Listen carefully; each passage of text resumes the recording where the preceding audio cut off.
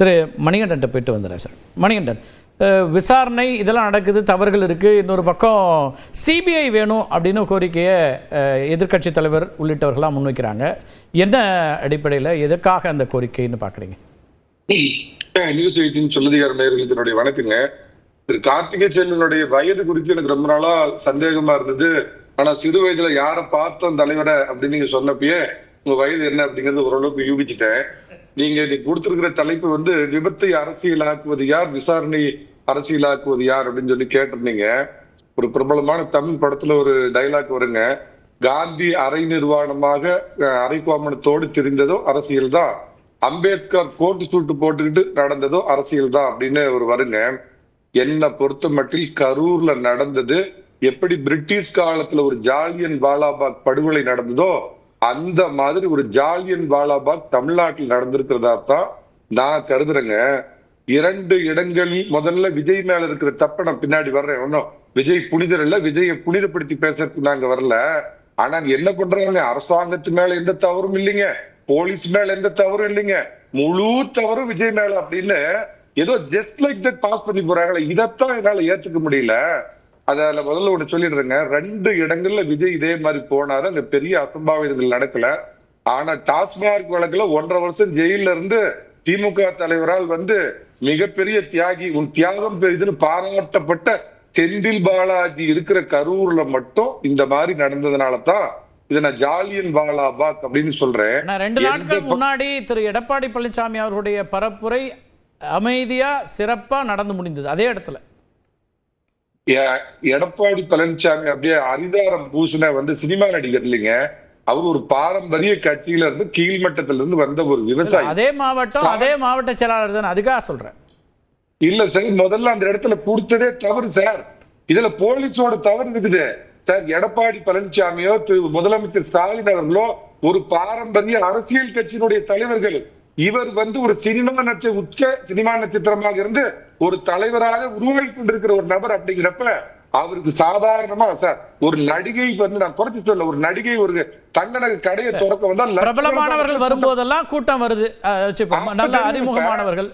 அதான் சார் சொல்றேன், அறிமுகமானவர்கள் வர்றப்பயே மிகப்பெரிய கூட்டம் வர்றப்ப இன்னைக்கு உச்ச நடிகர், உச்சத்துல இருக்கக்கூடிய ஒரு நடிகர் வெறும் அவங்க எழுதி கொடுக்குறாங்க 10,000 பேர் மட்டும் கூடுவாங்க. இந்த போலீஸ் நம்பிக்கைதா?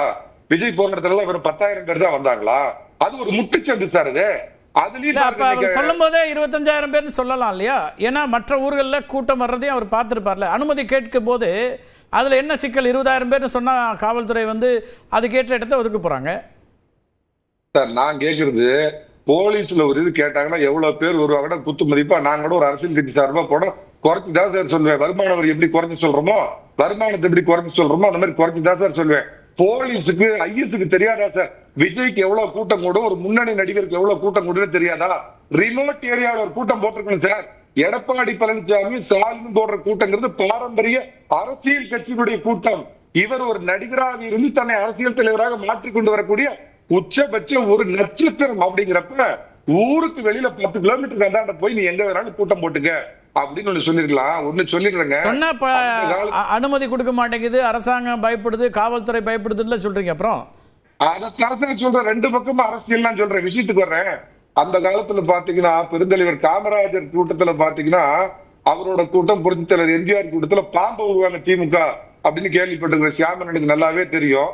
இப்ப அதே மாதிரி லேட்டஸ்ட் வெர்ஷன் என்னன்னா, எடப்பாடி பழனிசாமி 8-9 இடத்துல பேசினாலும் தவறாம ஆம்புலன்ஸ் வரும், விஜய் பேசினாலும் ஆம்புலன்ஸ் வரும். அதே மாதிரி இந்த விஜய் கூட்டத்துக்கு மட்டும் நான் சொல்றேன், ஏன்னா திரு எடப்பாடி பழனிசாமி சொன்னதெல்லாம் நேற்றுக்கு ஆர்கேவும் அக்னீஸ்வரனும் பேசிட்டாங்க, நான் அதை திரும்ப வளர்த்து விரும்பல. ஆனா திரு விஜய் அவர்களுடைய கூட்டத்தில் அவரே சொல்றாரு, அவங்க கட்சி கொடி கட்டி ஆம்புலன்ஸ் உள்ள வருதுங்கிறாரு. அந்த ஆம்புலன்ஸை அவங்க தான் ஆர்கனைஸ் பண்ணியிருக்காங்க. ஆர்கனைசர்ஸ் 2 ஆம்புலன்ஸ் வச்சிருக்கணும், நாமக்கல்லேருந்து வந்திருக்குது. அது கட்சி கொடியோட அவங்களுடைய அவசர உதவிக்காக எடுத்துகிட்டு வருதான். இப்போ அங்கே அவரே சொல்கிறார்ல, ஒரு 9 வயது குழந்தை காணவில்லை அப்படிங்கிறத சொல்கிறாரு. அந்த சூழல்லேருந்து ஆம்புலன்ஸ் வரணுமா வர வேணாமா எனக்கு புரியல. முதல்ல ஒரு விஷயத்த சொல்லிடுறேங்க, நீங்க ஆம்புலன்ஸ் விஷயத்துக்கு அப்புறம் வரேன். அந்த காலத்துல புரட்சித் தலைவர் எம்ஜிஆர் அவர்கள் பார்த்தா மதியம் 3 மணிக்கு ஒரு இடத்துக்கு வரேன் அப்படின்னு அந்த இடத்துல அறிவிச்சிருப்பாங்க. ஆனா அதிகாலை 3 மணிக்கு வருவார் அப்படின்னு கேள்விப்பட்டிருக்கிறேன். அது சியாம் சார் கரெக்டா சொன்னார். பல பாயிண்ட்ல பேசிட்டு லேட்டா வருவாரு. இவர் வேணும்னே திட்டமிட்டே திரு விஜய் அவர்கள் என்ன பண்றாருன்னா வேணும்னு லேட்டா வந்து ஒரு பெரும் கூட்டம் பாத்தீங்க இல்லைங்களா, என் பின்னாடி எவ்வளவு கூட்டம் இருக்குது பாத்தீங்க இல்லைங்கன்னு அவருடைய உயரத்துக்கு ஒரு மனிதமான அரசியல் பண்றாருங்க. ஏங்க இங்க ஷூட்டிங் போன இடத்துல இங்க வெளியே தெரியுதா? எத்தனையோ இடத்துக்கு இதே மாதிரி சார்ட்டர் பிளைட்ல தனி பிளைட்ல வெளியே போயிருக்காரு. எல்லா பக்கமும் ஒரு தெரிஞ்சது. இவர் என்ன பண்றாருன்னா வேணும்னே தாமதப்படுத்தி தனக்கு பின்னாடி ஏதோ தமிழ்நாடே எனக்கு அணிதிரண்டு இருக்குது. ஓட்டு இல்லாதவங்கல இருந்து ஒரு 20-25 வயசு உள்ளவங்க உங்க பின்னாடி இருக்குது. உங்க உயரம் என்னன்னு தேர்தல தெரியும். ஆனா நீங்க 40 பேர் செத்து போயிட்டாங்க, அநியாயத்துக்கு செத்து போயிட்டாங்க. அப்ப இந்த இடத்துல நீங்க சிபிஐ கேட்கிறதோ காவல்துறை விமர்சிக்கிறதோ சரியா? நீங்களே சொல்றீங்க இதெல்லாம் தவறு விஜய் பக்கத்துல இருந்து அப்படின்னா அந்த தவறால ஏற்படக்கூடிய விபத்து அப்படிதானே அதை பாக்குறாங்க. அதுல கான்ஸ்பிரசி தவறு இருக்குது நீங்க சொல்ற அந்த கட்சி இன்னைக்கு என்ன கேக்குது? சிபிஐ பேர் கேக்குது. தான் சம்பந்தப்பட்ட ஒரு வழக்குக்கு தானே எப்படி நீதிபதியா இருக்க முடியும்? தமிழ்நாடு அரசு பண்ண ஃபெயிலியர், போலீஸ் பண்ண ஃபெயிலியர், விஜய் பண்ண ஃபெயிலியர்ங்கிற ரெண்டு பேருக்கு சம்பந்தம் இல்லாத குன்றிய அரசு பாசக அரசு கொடுங்க, சிபிஐ கிட்ட கொடுங்க. அவங்க அரசுக்கு சம்பந்தம் இல்ல, அது வேற விஷயம். சிபிஐ கிட்ட நீங்க ஒப்படைங்கன்னு சொல்றேன். நான் என்ன கேட்கறேன்னா சார், இது அரசியல் ஆக்குறது யார் விபத்துன்னு கேக்குறீங்க? சாச்சா திமுக தலைவர் திமுக கள்ளச்சாராயத்துல செத்து போனாங்க சார், எட்டி பார்த்தாரா சார்? இது வரைக்கும் முதலமைச்சர் மரியாதைக்குரிய முதலமைச்சர் எட்டி பார்த்தாரா? தேசப்பற்றோட ஏர் ஷோ பார்க்க போய் 5 பேர் செத்து போனோம். அவனுக்கு வாக்கரிசி 3 லட்சம் கொடுத்தாங்க.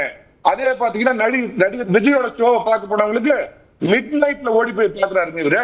அவங்களுக்கு அது எனக்கு புரியவே இல்லை மணிகண்டன். அதாவது முதல்ல போய் பாக்குறதுங்கிறது தவறுன்னு சொல்றீங்களா? அது எனக்கு புரியல. நான் அப்படி சொல்லல. பக்கத்துல இருந்த எம்ஆர் விஜயபாஸ்கர் அக்கறையோட போய் பார்த்திருக்காருல சார். நீங்க அதை சொல்ல முடியாது. நான் சொல்றத அப்படியே கண்டினியூவா பாருங்க. கள்ளச்சாராயத்துல செத்து போனாங்களே மணிப்பூர், சரி அதெல்லாம் நீங்க சொன்ன விமர்சனத்துல இருந்து எடுத்துக்கிட்டு இன்னைக்கு போயிருக்காங்கன்னு பாருங்க. உடனே போய் சார் ஆவுனா அங்க மணிப்பூருக்கு போனீங்களா பிரதமர் அவர்களே அப்படின்னு கேக்குறாரு. நீங்க இருக்கிற சென்னையில இருந்து கள்ளக்குறிச்சி எவ்வளவு நேரம் ஆச்சுங்க? அதுக்கு போனீங்களா? அதுக்கு போகல. உங்க திராவிட போலீஸ் ஒருத்தனை அடிச்சு கொண்டாங்க, அதுக்கு வந்து ஐ எம் வெரி சாரி அப்படின்னாரு.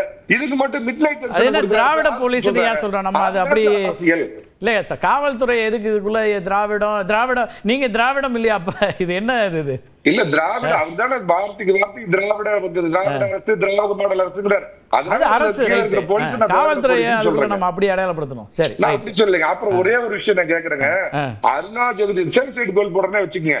போன ஆட்சியில நடந்த துப்பாக்கி சூட்டை பத்தி இவ்வளவு பெரிய ரிப்போர்ட் கொடுத்தாங்க.